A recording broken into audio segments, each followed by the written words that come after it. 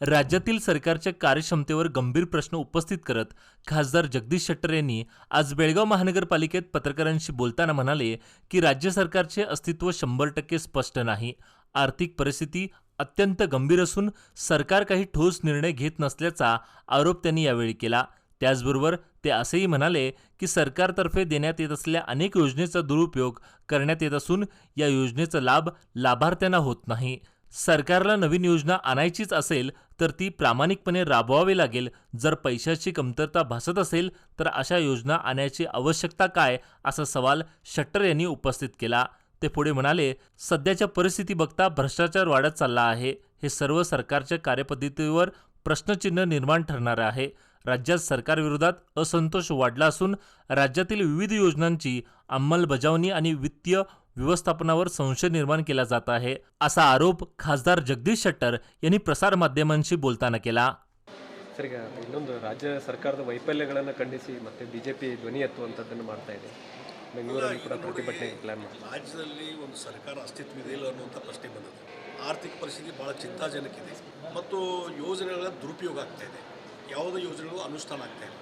ಮತ್ತು ಈಗ ಬಜೆಟು ಬಹುಶಃ ಇದೆಲ್ಲ ನೋಡಿದರೆ, ಬಜೆಟು ಅವರ ನೀತಿ ನೋಡಿದರೆ ಇದು ಬೆಳಗಿಂದ ಸಾಯಂಕಾಲ ಅಲ್ಪಸಂಖ್ಯಾತರ, ಅದರಲ್ಲಿ ಮುಸ್ಲಿಮ್ಸ್ ತುಷ್ಟೀಕರಣ, ಬಹುಶಃ ಈ ರೀತಿಯಾದಂಥ ಒಂದು ಜಾತಿವಾರ ಏನಾದರೂ ತುಷ್ಟೀಕರಣದ ಅತಿಯಾದಂಥ ಒಂದು ದುರ್ಬಳಕೆ ಅಂತ ನಾನು ಹೇಳ್ತೀನಿ. ಸರ್ಕಾರದ ದುರ್ಬಳಕೆ ಆಗ್ತಾ ಇದೆ. ಇದರಿಂದ ಜನರಲ್ಲಿ ಆಕ್ರೋಶ ಸ್ಟಾರ್ಟ್ ಆಗಿದೆ. ಈ ಸರ್ಕಾರ ವಿರುದ್ಧ ಜನ ಆಂದೋಲನ ಭಾರತೀಯ ಜನತಾ ಪಾರ್ಟಿ ಈಗಾಗಲೇ ಮಾಡ್ತಾ ಇದೆ, ಮುಂದೆಯೂ ಮಾಡ್ತಿದೆ. ಹೀಗಾಗಿ ಈ ರೀತಿಯಾದಂಥ ಒಂದು ಜಾತಿ ಧರ್ಮ ಹಿಡ್ಕೊಂಡು ಈ ರೀತಿಯಾದಂಥ ಒಂದು ತುಷ್ಟೀಕರಣ ಇದೆಯಲ್ಲ, ಬಹುಶಃ ಇದು ದೊಡ್ಡ ಹೊಡೆತ ಕಾಂಗ್ರೆಸ್ಗೆ ಬೀಳ್ತದೆ ಡೆಫಿನೆಟ್ಲಿ. ಮತ್ತು ಇದು ಸರ್ಕಾರಕ್ಕೂ ಕೆಟ್ಟ ಹೆಸರು ಬರ್ತದೆ ಅಂತ ನಾನು ಹೇಳ್ತೀನಿ. ಹೆಚ್ಚುವರಿ ಬಾರ್ಗಳನ್ನು ಓಪನ್ ಮಾಡಬೇಕು, ಲೈಸೆನ್ಸ್ ಕೊಡ್ತೇವೆ ಅನ್ನುವಂಥ ನಿಟ್ಟಿನಲ್ಲಿ ಕೂಡ ಸರ್ಕಾರ ಏನೋ ಏನಾಗಿದೆ, ಆರ್ಥಿಕವಾಗಿ ದಿವಾಳಿ ಆಗಿದ್ದರಿಂದ ಈಗ ಟಾರ್ಗೆಟ್ 37,000 ಕೋಟಿ ಇದರಿಂದ ಎಕ್ಸೈಜಿಂದ ಹೋದ ವರ್ಷ ಇತ್ತು. ಈ ಸಲ 40,000 ಕೋಟಿಗಿಂತ ಜಾಸ್ತಿ ಇವತ್ತು ಟಾರ್ಗೆಟ್ ಇಟ್ಟಿದ್ದಾರೆ. ಅಂದರೆ ಹೆಚ್ಚು ಬಾರ್ ಲೈಸೆನ್ಸ್ ಕೊಡೋದು ಮತ್ತೊಂದು ಮಾಡಲೇಬೇಕಲ್ಲ, ಟಾರ್ಗೆಟ್ ರೀಚ್ ಆಗಬೇಕಂದ್ರೆ. ಮತ್ತು ಹಳ್ಳಿಗಳಲ್ಲಿ ಕಿರಾಣಿ ಅಂಗಡಿಗಳಲ್ಲಿ ಸಹಿತ ಇವತ್ತು ಮದ್ಯ ಸಿಗ್ತದೆ. ಆ ರೀತಿಯಾದಂಥ ಒಂದು ವ್ಯವಸ್ಥೆ ಇದು ಬಹುಶಃ ಆಡಳಿತ ವ್ಯವಸ್ಥೆ ಸಂಪೂರ್ಣ ಕುಸಿದು ಹೋಗಿದ್ದಕ್ಕೆ, ಆರ್ಥಿಕ ಸ್ಥಿತಿ ಕುಸಿದು ಹೋಗಿದ್ದಕ್ಕೆ ಇದು ಉದಾಹರಣೆ ಅಂತ ನಾನು ಹೇಳ್ತೀನಿ. ಸಿದ್ದರಾಮಯ್ಯನವರು ಆರ್ಥಿಕ ತಜ್ಞ ಅಂತೇಳಿ ಸಾಕಷ್ಟು ಜನ ಅವ್ರ ಕಡೆದವ್ರು ಹೇಳ್ತಾ ಇದ್ರು. ಇವತ್ತಿನ ಪರಿಸ್ಥಿತಿ ನೋಡಿದರೆ ಎಲ್ಲೋ ಒಂದು ಕಡೆ ಆರ್ಥಿಕ ತಜ್ಞ ಅನ್ನೋದಕ್ಕೆ ಒಂದು ವ್ಯತಿರಿಕ್ತ ಹೆಸರಿದ್ದರೆ ಈಗ ಸಿದ್ದರಾಮಯ್ಯ ಅಂತ ಹೇಳಬೇಕಾಗ್ತದೆ. ಕಂಪ್ಲೀಟ್ ಫೇಲ್ಯೂರ್ ಆಗಿದ್ದಾರೆ, ಕೊಲ್ಯಾಪ್ಸ್ ಆಗಿದೆ. ಹೀಗಾಗಿ ಅವ್ರಿಗೆ ಅದನ್ನು ನಿಯಂತ್ರಣ ಮಾಡಲಿಕ್ಕೆ ಆಡಳಿತದಲ್ಲಿ ನಿಯಂತ್ರಣ ಇಲ್ಲ, ಆರ್ಥಿಕ ಶಿಸ್ತಲ್ಲಿ ನಿಯಂತ್ರಣ ಇಲ್ಲ. ಆ ಪರಿಸ್ಥಿತಿ ಬಹುಶಃ ಈ ರೀತಿಯಾದಂಥ ಪರಿಸ್ಥಿತಿ ಕರ್ನಾಟಕದಲ್ಲಿ ಯಾವಾಗ ಬಂದಿರಲಿಲ್ಲ, ಫಸ್ಟ್ ಟೈಮ್ ಅದು ಬಂದದ್ದು. ಬ್ರ್ಯಾಂಡ್ ಬೆಂಗಳೂರು ಮಾಡ್ತೇವೆ ಅಂತೇಳಿ ಅದಕ್ಕೂ ದುಡ್ಡು ಮೀಸಲಿಟ್ರು.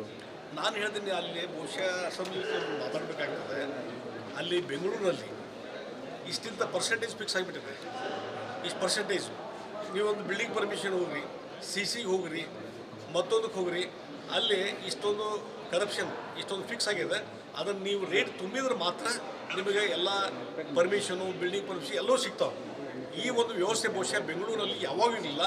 ಆ ವ್ಯವಸ್ಥೆ ಬಂದದೆ. ಅದ್ರ ದುಡ್ಡು ಯಾರಿಗೆ ಹೋಗ್ತದೆ, ಆ ಮಾಮೂಲಿ ಯಾರಿಗೆ ಹೋಗ್ತದೆ, ಇದೊಂದು ದೊಡ್ಡ ಎನ್ಕ್ವೈರಿ ಆಗಬೇಕಾಗಿದೆ. ಭಾಳ ದೊಡ್ಡ ಪ್ರಮಾಣದಲ್ಲಿ ಹಣ ಲೂಟಿ ಆಗ್ತದೆ, ಜನರಿಗೆ ಲೂಟಿ ಆಗ್ತಾಯಿದೆ. ಜನ ಬೇಸತ್ತು ಹೋಗಿದ್ದಾರೆ, ಇವರು ಕರಪ್ಷನ್ಗೆ ಸಿಕ್ಕಾಪಟ್ಟೆ ಬೇಸತ್ತು ಹೋಗಿದ್ದಾರೆ. ಪ್ರತಿಯೊಂದಕ್ಕೂ ಫಿಕ್ಸ್ ಆಗಿಬಿಟ್ಟಿದೆ ರೇಟು ಇಷ್ಟ ಅಂತ ಹೇಳಿ. ಅದು ಕೊಟ್ಟಾಗ ಮಾತ್ರ ನಿಮ್ಮ ಬಿಲ್ಡಿಂಗ್ ಪರ್ಮಿಷನ್ ಸಿಗ್ತದೆ, CC ಸಿಗ್ತದೆ. ಮತ್ತೊಂದು ಬೇರೆ ಬೇರೆ ರೀತಿ ಅಂತ ಏನೋ ಬಿಲ್ಡಿಂಗ್ ಮೇಲೆ ಇವನ್ ಡೆತ್ತು, ಮರಣ ಉತ್ತಾರ ಮತ್ತು ಜನ್ಮದ ಅದಕ್ಕೂ ಸದ್ಯಕ್ಕೆ ರೊಕ್ಕ ಫಿಕ್ಸ್ ಆಗಿದೆ.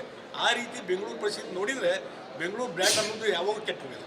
ಸರ್, ಈಗ ಒಂದು ಈ ಗ್ಯಾರಂಟಿ ಹೆಸರಿನಲ್ಲಿ ಸಾಕಷ್ಟು ಕಡೆ ಬರ್ತಾ ಇಲ್ಲ ಅನ್ನುವಂಥದ್ದು ಕೂಡ ನೋಡಿ, ಒಂದು ಯೋಜನೆ ತರಬೇಕು, ಅದು ಪ್ರಾಮಾಣಿಕವಾಗಿ ಅನುಷ್ಠಾನ ಮಾಡಬೇಕು. ಅದು ಮಾಡಲಿಕ್ಕಾಗಿಲ್ಲ ಅಂದರೆ ಆ ಯೋಜನೆ ಯಾಕೆ ತುಂಬಿಡ್ತೀರಿ? ಹಣದ ಕೊರತೆ. ಈಗ ಹೇಳ್ತಾರೆ ಅವರು ಸಚಿವರೇ, ಅಂದರೆ ಪ್ರತಿ ತಿಂಗಳು ನಾವು ಕಂಪಲ್ಸರಿ ಕೊಡ್ಬೇಕನ್ನ, ಸ್ವಲ್ಪ ಡಿಲೇ ಆಗದ್ರಿಪ್ಪ, 2 ತಿಂಗಳು 3 ತಿಂಗಳು ತಡ್ಕೋಬೇಕು. ಅದಕ್ಕೆ ಇದನ್ನು ಯಾಕೆ ತರಬೇಕು ನೀವು? ಇಷ್ಟು ನಿಮ್ಗೆ ಹಣ ಕೊಡೋಕೆ ಆಗೋಲ್ಲ ಅಂದರೆ, ಪ್ರಾಮಿಸ್ ಫುಲ್ಫಿಲ್ ಮಾಡೋಕ್ಕಾಗೋಲ್ಲ ಅಂದರೆ ಯಾಕೆ ತರ್ತೀರಿ ಅಂತ ನಾನು ಕೇಳ್ತೀನಿ. ಇವತ್ತು ತುಂಬ ಪೂರ್ತಿ ಭ್ರಷ್ಟಾಚಾರ ತುಳುಕ್ತಾ ಇದೆ. ಇವತ್ತು ಬಹುಶಃ ಅವರು ಶಾಸಕ ಸಭೆಯಲ್ಲಿದ್ದು ಏನಾದರೂ ರೆಕಾರ್ಡ್ಸ್ ಹೊರಗೆ ಬಂದರೆ, ಅವರು ಅಲ್ಲಿ ಶಾಸಕರು ಮಾತಾಡಿದ್ದು ಏನಾದರೂ ಹೊರಗೆ ಬಂದರೆ, ಇವತ್ತು ಸಿದ್ದರಾಮಯ್ಯ ಸರ್ಕಾರ ಎಷ್ಟು ಅನ್ಪಾಪ್ಯುಲರ್ ಇದೆ ಅಂತ ಗೊತ್ತಾಗ್ತದೆ. ಈ ನಿಮಗೆ 40% ಸರ್ಕಾರ ಅಂತೇಳಿ ಈ ಹಿಂದೆ ಸಾಕಷ್ಟು ಮಾತಾಡ್ತಾ ಇದ್ರು. ಇವತ್ತೇನು ನಡೀತಾ ಇದೆ? ಈಗ 60% ಸರ್ಕಾರ ಆಗಿದೆ.